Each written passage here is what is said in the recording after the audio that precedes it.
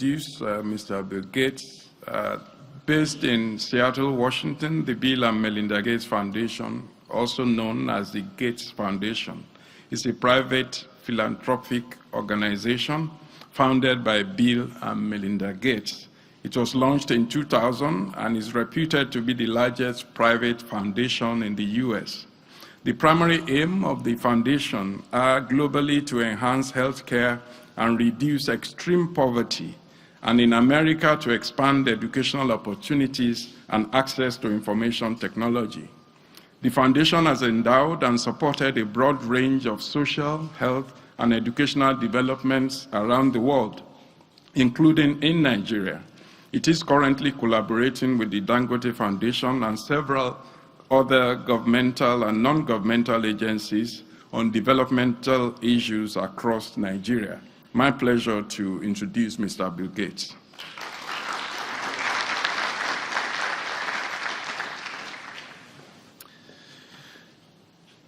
Thank you.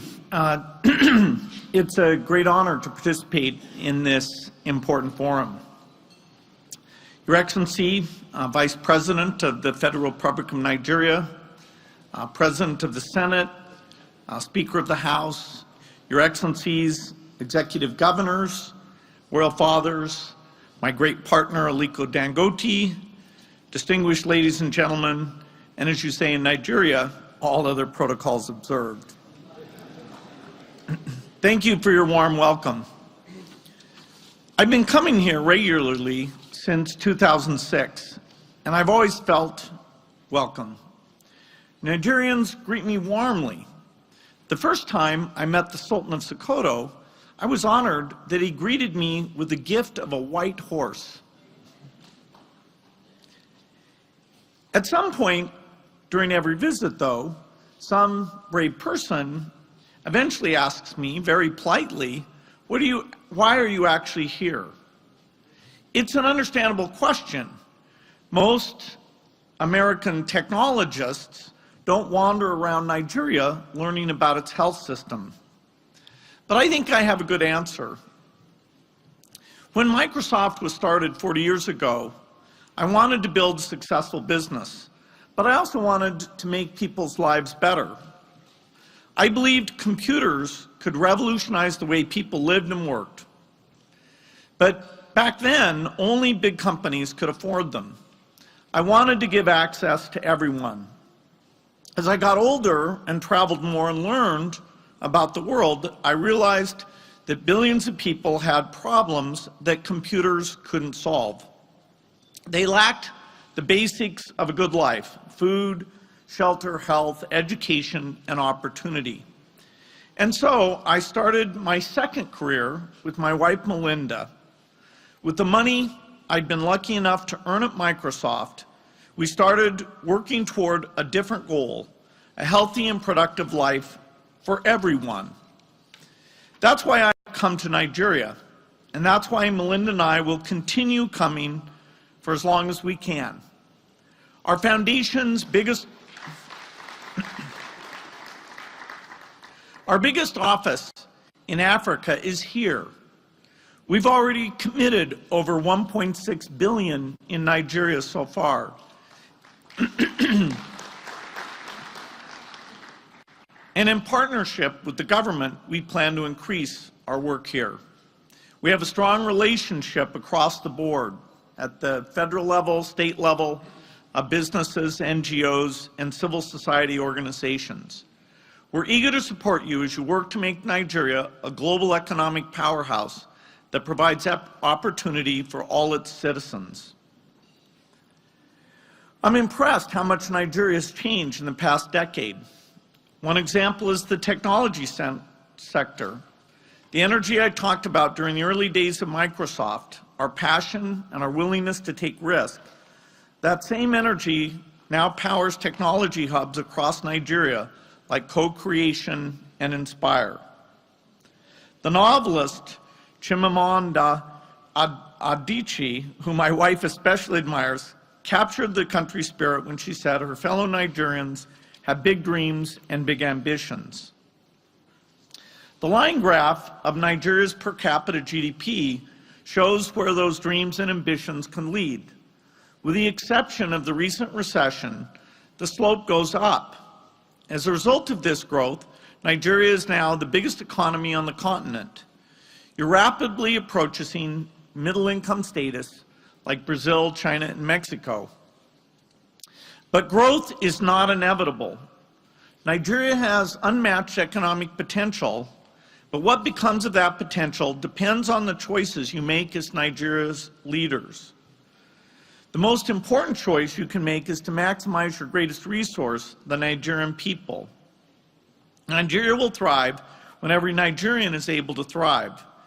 If you invest in their health, education, and opportunities, the human capital that we're talking about today, then that will lay the foundation for sustained prosperity. If you don't, however, it is important to recognize there'll be a sharp limit on how much the country can grow. We see this risk in the data. From the point of view of quality of life, much of Nigeria still looks like a low-income country. Let me give a few examples. In middle-income countries, the average life expectancy is 75 years. In lower middle income, it's 68. In low-income countries, it's 62. In Nigeria, it's lower still, just 53 years. Nigeria is one of the most dangerous places in the world to give birth, with the fourth worst maternal mortality rate in the world, ahead of only Sierra Leone, Central African Republic, and Chad. 1 in 3 Nigerian children is chronically malnourished. It may not be polite to speak so bluntly when you've always been so gracious to me, but I'm applying an important lesson I learned with Aliko Dangote. Recently, Aliko and I were having a conversation with governors about their state's official immunization rates. Aliko's way of stressing the importance of accurate data was to tell us, I didn't get successful by pretending to sell bags of cement I didn't have. I took from that while it may be easier to be polite, it's important to face facts so that you can make progress. On immunization, we're already starting down that path. Last year, Nigeria revised its immunization cover numbers downwards to more accurately reflect the truth, and I applaud that. Things may look worse, but they're more real, and it's the first step towards saving and improving more lives. I urge you to apply this to all your investments in people. The Nigerian government's Economic Recovery and Growth Plan identifies investing in our people as one of 3 strategic objectives. But the execution priorities don't fully reflect people's needs. Prioritizing physical capital over human capital with a very limited government budget. To anchor the economy over the long term, investment in infrastructure must go hand in hand with investments in people. People without roads, ports, and factories can't flourish, but roads, ports, and factories without skilled workers to build and manage them can't sustain the economy.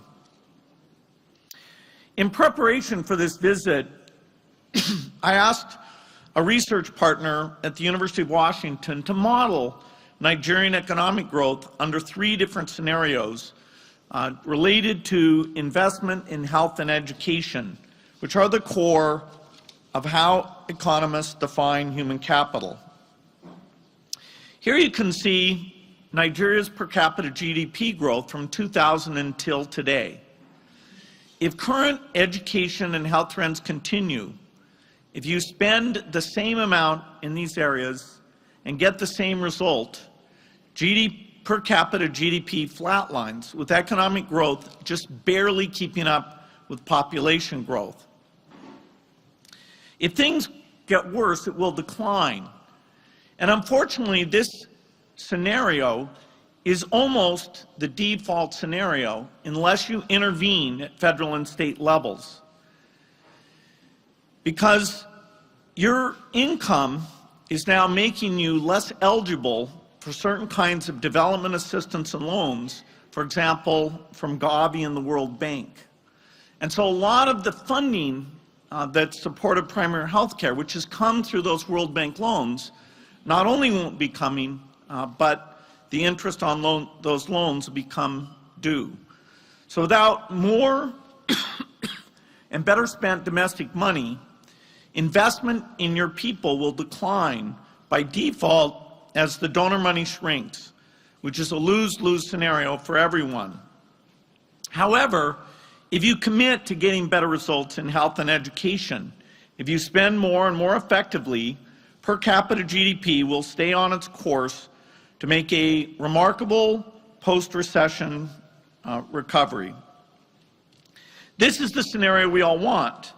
Nigeria thriving because every Nigerian is able to thrive. And the data makes it clear this is within reach. By investing in people, I mean prioritizing health and education, the factors included in the model I just showed. It also means opening up opportunities in agriculture and microenterprise sectors, as the government has proposed in the ERGP. It means creating conditions where Nigerians can reach their goals while adding value to the economy. Our foundation is not an investor in education here, but the recent World Bank World Development Report that just came out makes it clear that education is a key element in improvements in employment, productivity, and wages. Today, though, more than half of rural Nigerian children can't adequately read and write. The conclusion is inescapable. Nigeria's economy tomorrow depends on improving its schools today.